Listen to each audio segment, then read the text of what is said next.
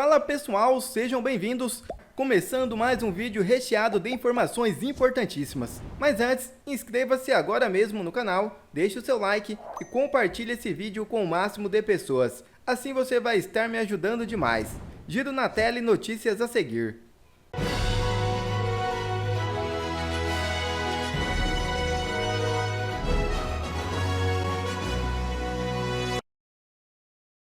Comissão da Câmara aprova a PEC que limita poderes do STF. É isso mesmo. A recente aprovação da PEC 8/2021 pela Comissão de Constituição e Justiça da Câmara dos Deputados trouxe à tona um debate significativo sobre o papel das decisões monocráticas do Supremo Tribunal Federal e nos tribunais superiores.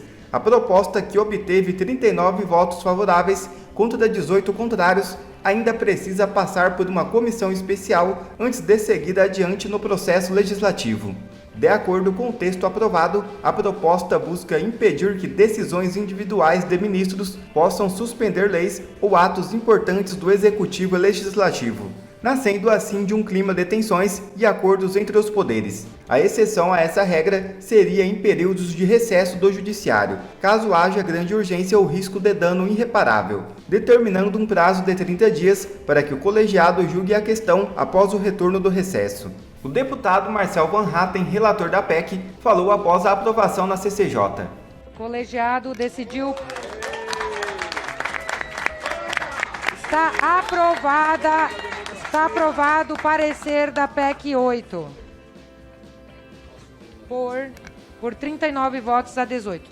Com a palavra do relator, deputado Marcel Van Hatten. Presidente, deputada Caroline de Tone, caros colegas parlamentares presentes, uma vitória muito expressiva, e eu quero repetir o que eu disse ao longo da discussão e agora também no encaminhamento desse importantíssimo projeto, na verdade uma PEC, uma proposta de emenda à Constituição. Essa vitória que é da democracia brasileira e do equilíbrio entre os poderes. Nós precisamos reequilibrar os poderes e este é um dos passos que precisam ser dados.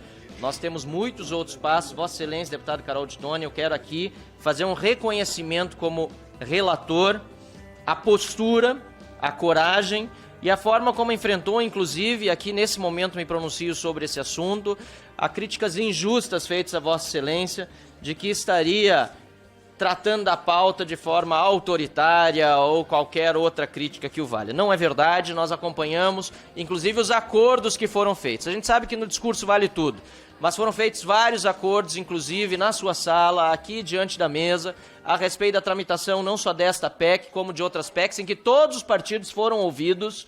E, claro, cabe a cada partido político, de acordo com a conveniência, nem sempre com a ideologia, posicionar-se aqui no plenário como melhor lhes convier. Acontece que no Senado da República esta PEC foi aprovada com apoio de todos os partidos políticos, diferentemente do que nós vimos acontecer aqui na Câmara dos Deputados. No entanto, essa fase agora é passada, foi declarada a constitucionalidade da matéria. Quero agradecer ao deputado Felipe Barros, que era o relator dessa matéria original e que me cedeu esse privilégio de poder tratar desse tema junto ao colegiado. Deputado Kim Kataguiri, que há pouco também fez uma excelente manifestação, e todos os demais parlamentares aqui que, com muita qualificação, ajudaram a construir um debate em torno da necessidade de valorizarmos o mandato legislativo. E aqui, para concluir, senhora presidente, eu quero também reagir às críticas que foram feitas de que esta PEC seria uma PEC de vingança contra o Supremo Tribunal Federal. Não se pode ver desta maneira, muito antes pelo contrário. Esta PEC é de reposicionamento e revalorização, deputado Arthur Maia. Eu sei que Vossa Excelência em seguida usará o tempo de liderança do partido, deste poder legislativo. Aqui nós estamos tratando de valorizar o mandato de cada parlamentar. Cada parlamentar brasileiro eleito pelo voto popular está aqui em Brasília, seja deputado, seja senador, para deliberar sobre projetos de lei. E não é razoável, ainda que haja discursos políticos aqui sendo feitos no sentido contrário, não é razoável numa democracia que uma única pessoa utilize-se do poder de uma caneta para desfazer a decisão de todo um Congresso Nacional eleito pelo povo. Não é à toa que essas decisões são chamadas de monocráticas. Se democrático no grego significa ou democracia, governo do povo, monocracia é governo de um. Governo de um. Não cabe numa democracia o governo de um. Portanto, aqui o Parlamento brasileiro, por meio desta votação expressiva na Comissão de Constituição e Justiça, dá de volta à própria Constituição da República Federativa do Brasil o seu real valor e à democracia e ao Congresso o seu lugar no que diz respeito à aprovação e processo legislativo aqui no Parlamento brasileiro. Agradeço mais uma vez sobremaneira a deputada Caroline de Tone e a todos os parlamentares, independentemente de posicionamento político, por termos conseguido vencer essa etapa. E agora passar à comissão especial, depois ao plenário, para efetivar essa vitória, repito, que é do povo brasileiro, que é o verdadeiro soberano numa democracia. Muito obrigado, senhor presidente. Parabéns, deputado Marcel. E Moraes cita eleições municipais de 2024 ao determinar desbloqueio do X no Brasil. Não se esqueça de, até o fim do dia, dobrar os seus joelhos e agradecer pelo Alexandre de Moraes nos ter devolvido a principal praça pública do debate político. Alexandre de Moraes, na sua magnânima, enorme generosidade, decidiu permitir que o Brasil volte a usufruir da nossa principal plataforma do debate, que havia sido por ele, em nome da democracia, censurada. Alexandre de Moraes decidiu devolver o X ao Brasil, uma decisão que foi tomada ontem, mas só foi executada hoje. Tem alguns detalhes nessa decisão que chamam a atenção e, brincadeiras à parte, causam ainda mais indignação ao povo brasileiro, não só contra Alexandre de Moraes e por essa decisão, mas pelos nossos covardes, fracos senadores que não fazem nada sobre isso. Graças a Deus, nós temos ainda 36 senadores dispostos a lutar pelo Brasil. Infelizmente, o restante entregou o Brasil para uma ditadura. Então, ontem, Alexandre de Moraes tomou a decisão, Autorizado por Moraes, X volta e terá papel em campanhas do segundo turno. Rede social estava inacessível no primeiro turno. Segundo turno das eleições será realizado em 52 cidades brasileiras. Então, Alexandre de Moraes, depois de tomar aquelas decisões ilegais na qual o X se recusou a acatar e foi penalizado por isso, pagou multas absurdas, voltou agora. O X decidiu pagar todas as multas. Eu falei em alguns vídeos anteriores que o Elon Musk decidiu pagar todas as multas porque ele percebeu que, na verdade, o objetivo de censurar o X era justamente impedir que ele fosse usado nas eleições. Era impedir o debate público nesse momento crucial onde as pessoas formam suas opiniões e deixar com que mais poder ficasse na TV paga, na TV aberta, nas concessões, nas rádios dominadas pela esquerda. Lembrando que a rede social ainda é um domínio do povo. Diferente da Globo, Folha de São Paulo, Estadão, que mastigam as ideias e enfiam na cabeça das pessoas. Mas o pior, assim, isso é realmente uma aberração. É isso aqui, ó. Em decisão, Moraes admite que eleições pesaram na suspensão do X. Então, a suspensão do X não foi pelo fato do X não ter acatado as ordens ilegais, não ter censurado pessoas sem embasamento, violando a nossa Constituição. O que pesou no Alexandre de Moraes para censurar uma rede social que hoje é a praça do debate público no mundo inteiro era para interferir nas eleições. Lembrando, a direita é forte nas redes sociais, a esquerda é forte na academia, nas universidades, nos sindicatos, na imprensa, no entretenimento, em tudo o resto. Então era censurar a direita. Vamos lá. Na decisão em que desbloqueou o X, o ministro Alexandre de Moraes admitiu que eleições de 2024 influenciaram a decisão de suspender a rede. Então, se ele suspendeu a rede tentando influenciar nas eleições, isso não seria um tanto quanto antidemocrático? Suspender a rede, suspender a praça pública do debate, não seria um ataque à democracia? Será que Alexandre de Moraes vai se colocar nos seus inquéritos ilegais? Agora vamos na parte da decisão. Aí, me desculpa, mas é de cair o cu da bunda mesmo. Olha a decisão aqui, ó.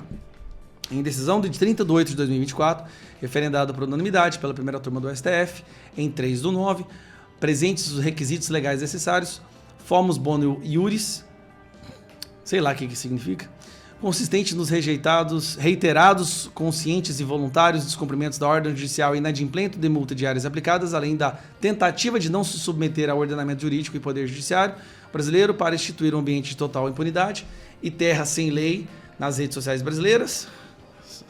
Quanta verborragia.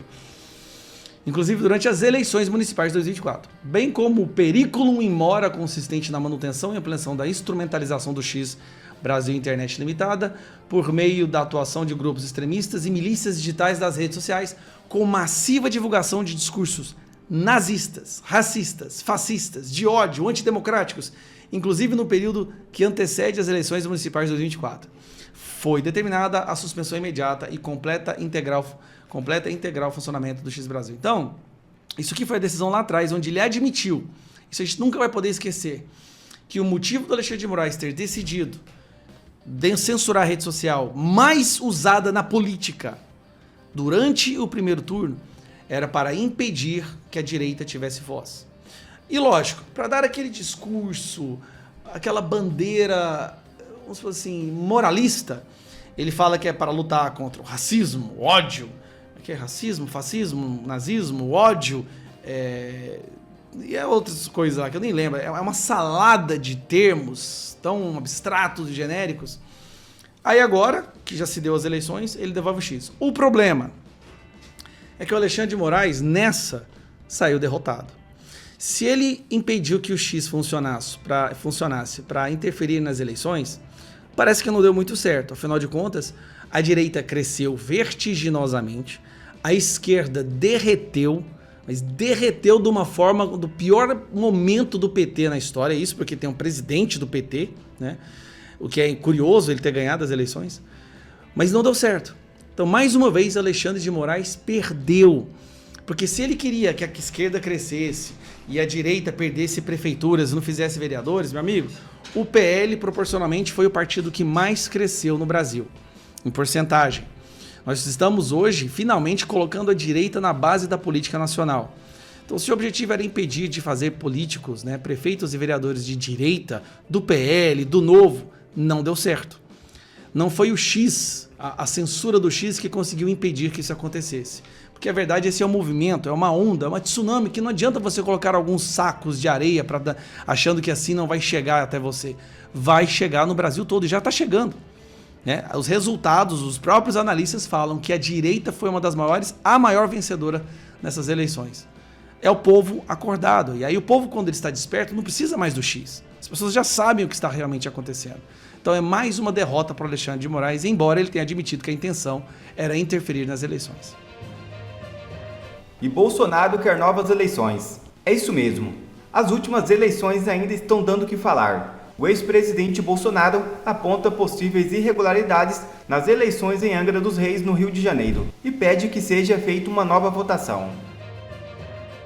A ideologia do governo Lula barra licitação com Israel, diz Múcio. Israel venceu há meses licitação para a compra de blindados. O ministro da Defesa, José Múcio, afirmou nesta terça-feira 8 que questões ideológicas interferem nos negócios da pasta. A declaração foi dada em evento da Confederação Nacional da Indústria, que marcou a parceria entre a entidade e a pasta militar. Isso aqui para mim foi inédito. Eu nunca tinha visto um ministro do governo ir publicamente na imprensa, usando até mesmo o canal do governo, para simplesmente cagar, assim, defecar com hemorroida no governo e escancarar as entranhas da podridão desse governo Lula. Um ministro, eu não sei se foi de propósito ou não, eu não sei, sinceramente eu não sei o que aconteceu, mas o ministro da Defesa, durante uma entrevista, uma palestra aparentemente, ele fala abertamente a podridão dentro do governo e por que a ideologia da esquerda está destruindo a nossa nação, o sistema de defesa, e não, pior do que você possa imaginar. Eu, sinceramente, esse cara, se ele não foi exonerado hoje, eu não sei, eu não estou entendendo mais nada. Isso aqui foi pior do que o Sérgio Moro, quando ele saiu daquela forma covarde, tentando derrubar o governo Bolsonaro, porque ele queria ser o próximo candidato à presidência. Só que esse aqui não, esse aqui a gente sabe que esse cara aqui não tem relevância, ele realmente parece que ele tá, tipo assim, tava tudo entalado, ele foi ali e soltou tudo do governo. Olha que loucura, eu vou pausando e te explicando a gravidade do que ele tá falando aqui, vamos lá. A questão diplomática interfere na defesa. Houve agora uma concorrência, uma licitação, venceram os judeus, o povo de Israel. Mas por questão da guerra, do Hamas, os grupos políticos, nós estamos com essa licitação pronta, mas por questões ideológicas nós não podemos aprovar. O governo fez uma licitação, o povo de Israel venceu, os judeus venceram, o governo cancelou por causa do Hamas. Ele falou claramente, por questões do Hamas, da guerra. Peraí, nós não vamos fazer uma licitação com o grupo que venceu, porque esse grupo que venceu tá lutando contra os terroristas que apoiam Lula, é isso?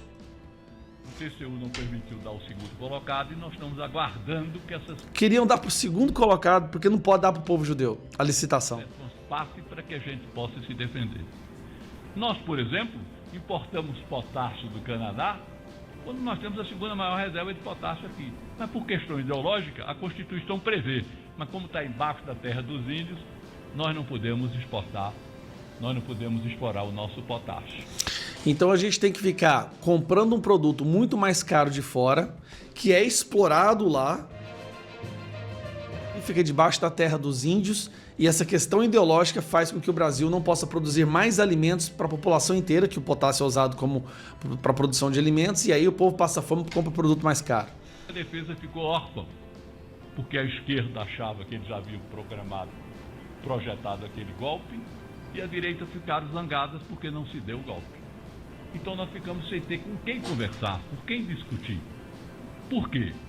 Porque se muita gente debita às Forças Armadas o golpe de 64, precisava ter creditado as Forças Armadas não ter havido o golpe em 2023.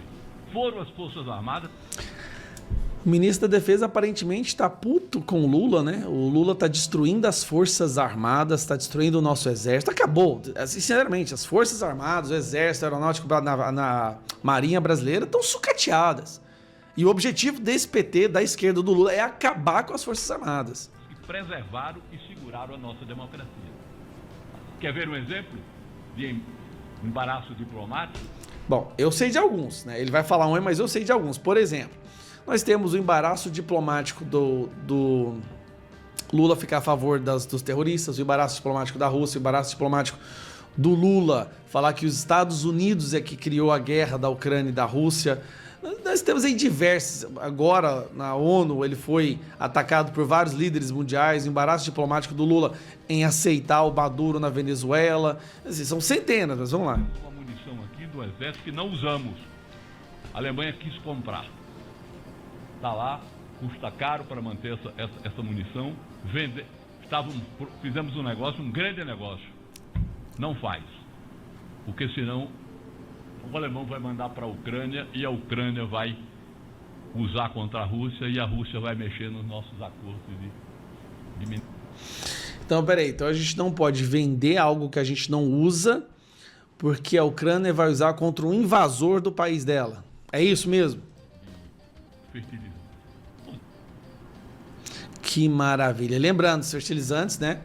O potássio entre eles, a gente compra também, a gente tem aqui no Brasil, só que a gente não pode pegar os nossos produtos daqui, por questões ideológicas. Assim, eu não sei se esse ministro percebeu o que ele fez aí, mas ele basicamente cagou nesse governo completamente, mostrando que o Brasil é uma vergonha diplomática. Não, cara, a imprensa chamava o governo Bolsonaro de anão, né? Anão diplomático. O Lula tornou o Brasil um inexistente diplomático. É todos os lados, todas as lideranças mundiais, a imprensa mundial batendo, não só no Lula, mas essa vergonha do Alexandre de Moraes, banindo o X, depois devolve o X, né? Essa perseguição política, essa ditadura do judiciário. Escuta, o Brasil nunca foi tão envergonhado internacionalmente quanto ele está sendo agora. A prova disso é que o Lula foi lá para a ONU, a imprensa nem viu que ele passou inexistente, foi barrado no evento da Fundação Clinton, onde o Biden estava lá, barrado. Você tem noção? Teve seu microfone cortado. Que vergonha. Mas o amor voltou. É isso que importa, né não? Quer ver mais conteúdos como esse? Então inscreva-se agora mesmo no canal e ative o sininho das notificações. Assim você não perde mais nenhum conteúdo que é postado aqui no canal. E também já deixe o seu like para o YouTube ajudar a divulgar o nosso trabalho. Fico por aqui e que Deus abençoe a todos.